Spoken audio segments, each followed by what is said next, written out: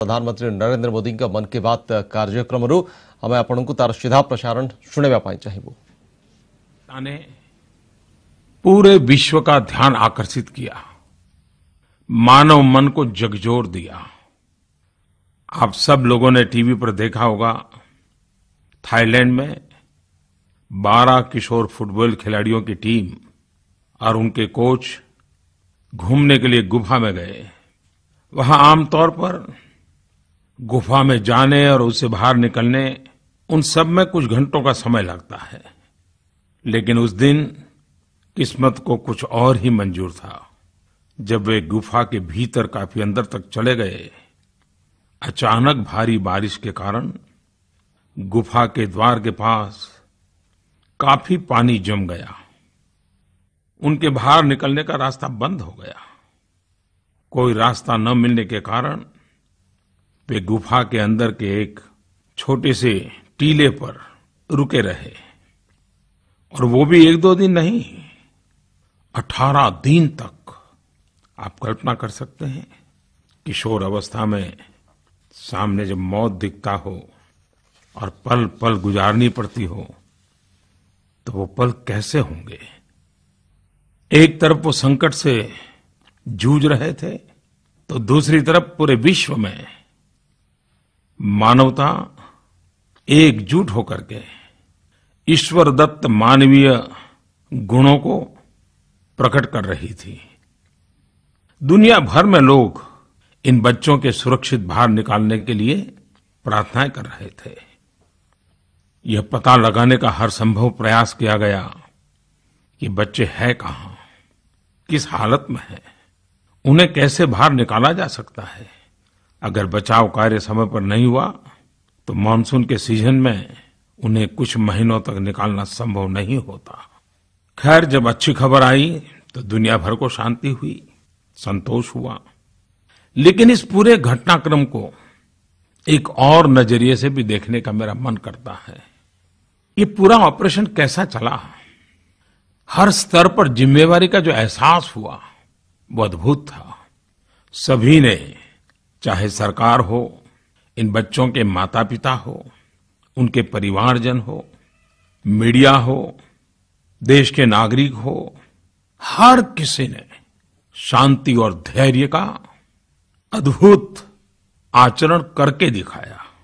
सबके सब लोग एक टीम बनकर अपने मिशन में जुटे हुए थे।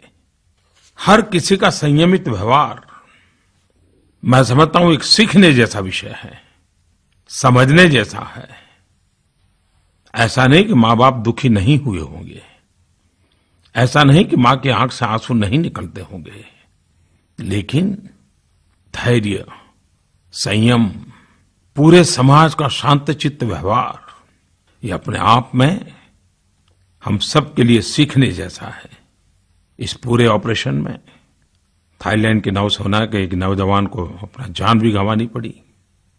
पूरा विश्व इस बात पर आश्चर्यचकित है कि इतनी कठिन परिस्थितियों के बावजूद पानी से भरी एक अंधेरी गुफा में इतनी बहादुरी और धैर्य के साथ उन्होंने अपनी उम्मीद नहीं छोड़ी। यह दिखाता है कि जब मानवता एक साथ आती है, अद्भुत चीजें होती हैं। बस जरूरत होती है हम शांत और स्थिर मन से अपने लक्ष्य पर ध्यान दें, उसके लिए काम करते रहे। पिछले दिनों हमारे देश के प्रिय कवि नीरज जी हमें छोड़ करके चले गए। नीरज जी की एक विशेषता रही थी आशा, भरोसा, दृढ़ संकल्प, स्वयं पर विश्वास। हम हिंदुस्तानियों को भी नीरज जी की हर बात बहुत ताकत दे सकती है, प्रेरणा दे सकती है। उन्होंने लिखा था, अंधियार ढलकर ही रहेगा, आंधियां चाहे उठाओ, बिजलियां चाहे गिराओ, जल गया है दीप तो अंधियार ढलकर ही रहेगा। नीरज जी को आदरपूर्वक श्रद्धांजलि देता हूं। नमस्ते प्रधानमंत्री जी, मेरा नाम सत्यम है। मैंने इस साल दिल्ली यूनिवर्सिटी में फर्स्ट ईयर में एडमिशन लिया है। हमारे स्कूल के बोर्ड एग्जाम्स के समय आपने हमसे एग्जाम्स, स्ट्रेस और एजुकेशन की बात करी थी। मेरे जैसे स्टूडेंट्स के लिए अब आपका क्या संदेश है? वैसे तो जुलाई और अगस्त के महीने किसानों के लिए और सभी नौजवानों के लिए बहुत महत्वपूर्ण होते हैं, क्योंकि यही वक्त होता है जब कॉलेजेस का पीक सीजन होता है। सत्यम जैसे लाखों युवा स्कूल से निकलकर कॉलेजेस में जाते हैं।